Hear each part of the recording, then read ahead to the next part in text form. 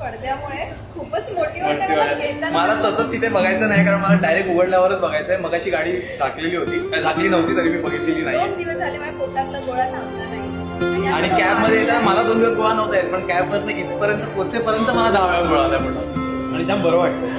खूप टायमापासून आम्ही विचार केला की आम्हाला एक्सवाय घ्यायची, आम्हाला एक्सवाय. आम्ही फर्स्ट ब्लॉग पासून हेच बोलतो, आणि शेवटी आता जेव्हा हा टाइम खरा होतोय.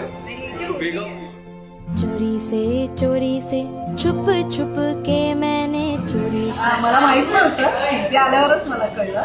पण मस्त वाटलं, छान वाटलं. मला ऑलरेडी सांगितलेलं त्यांनी, पण ज्या दिवशी सांगितलं तेव्हा मला खूपच असं एक्साइटमेंट झालं की एक्सपायर डायरेक्ट एक्सपायर येते त्याच्यावरनं. But still it is a really good thing. मैंने डोरी से बुन बुन के टुकड़ा टुकड़ा सी के सपना एक मी तिथे जाईपर्यंत माझा श्वास टुकड़ा